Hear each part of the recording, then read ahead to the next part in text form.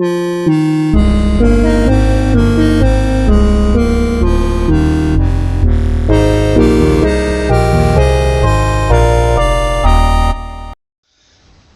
always been one of my favorite games, so when I saw this TV Games plug-and-play Pac-Man joystick at a thrift store for $5, I definitely had to get it.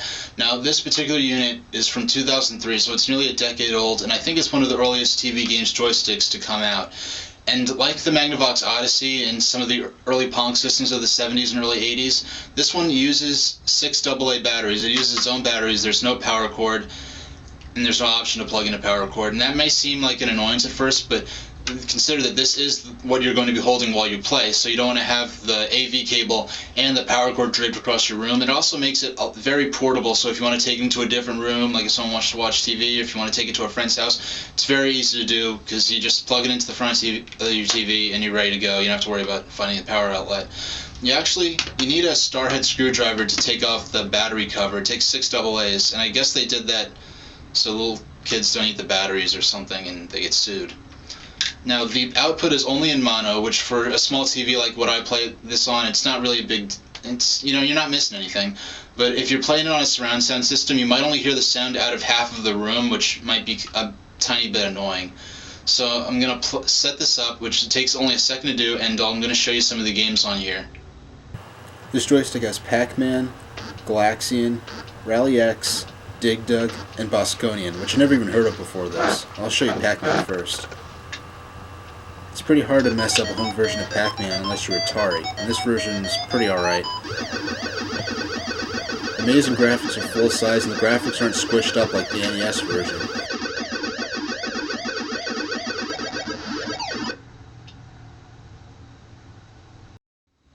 When you clear all the dots from the maze, the next stage sets up automatically.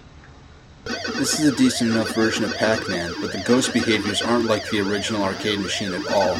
For example, in the strawberry level, my pattern always revolves around coming down the bottom corridor from the left as Inky comes down from the right. I could fake him out and make him crawl up towards the power pellet so I could eat him.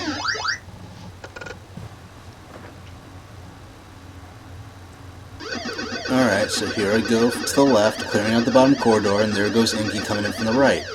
But instead of turning back, he starts chasing me. Now my whole pattern's thrown off.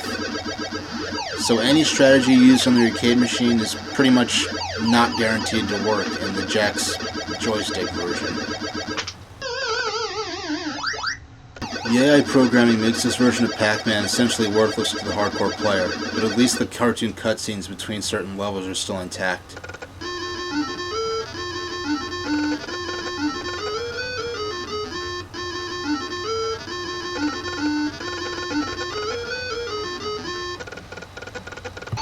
In the arcade version, there's a corner where you could park Pac-Man and hide him there forever. It's almost as good as a pause feature.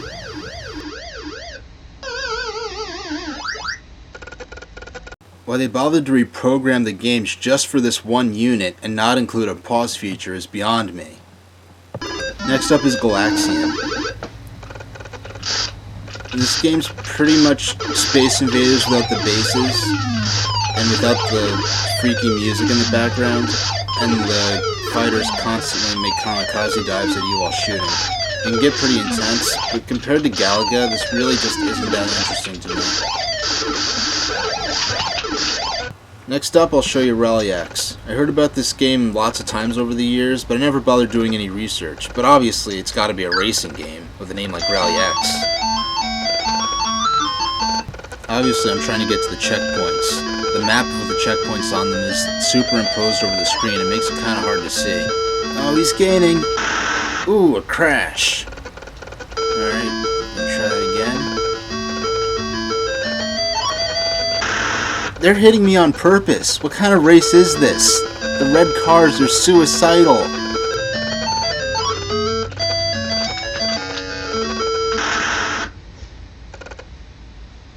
Yeah, this isn't a racing game. It's a maze game like Pac-Man and Berserk. Even the music's taken straight from Pac-Man. Listen.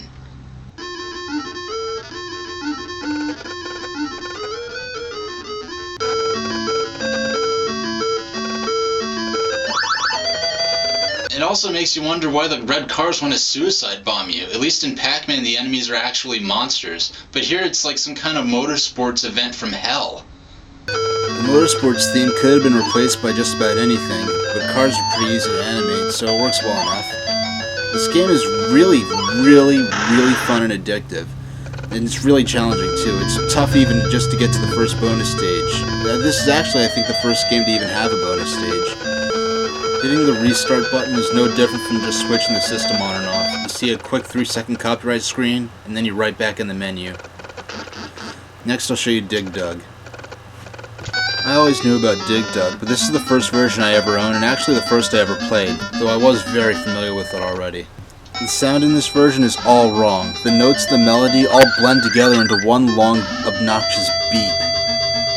Even having never played Dig Dug before, I knew that this sound was not supposed to sound anything like this. I really can't even play this version because the sound is so bad.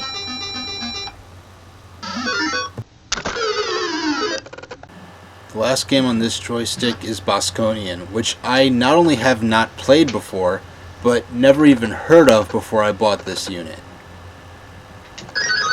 This is a free-roaming space shooter where whenever you hit the fire button, your ship fires in both directions simultaneously.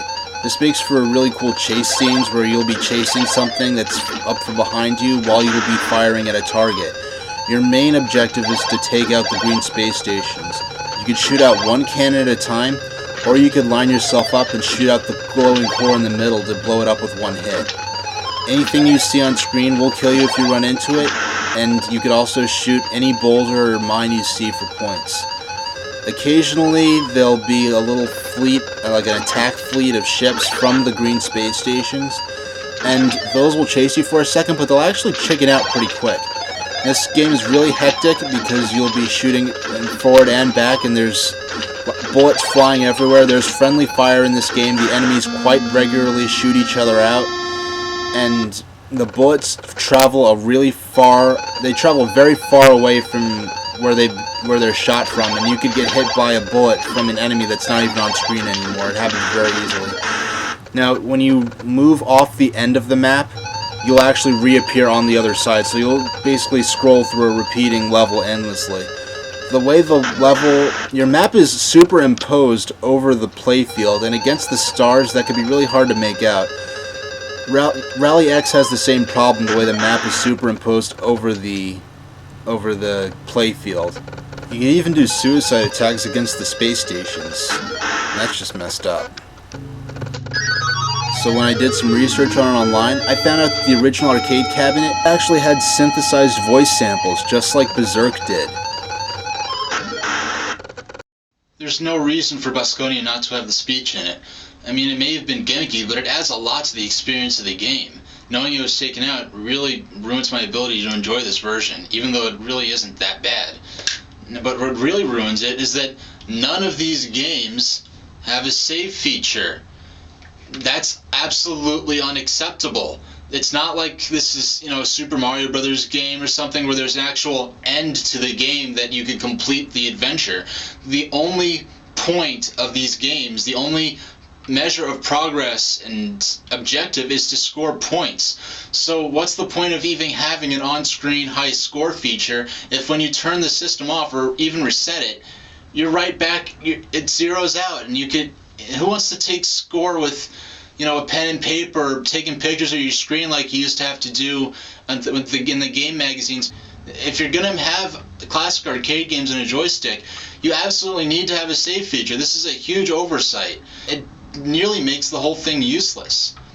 So that aside, the games, even though the behavior isn't perfect, they are very fun home versions of the original arcade games. These have been out for a while, so they're really cheap now. So it's a good buy for $5 or $10, whatever you can get it for. But for for 20, you can get the newest model. And the very next day after I bought this, I did buy the newest model, and I'm gonna review that next.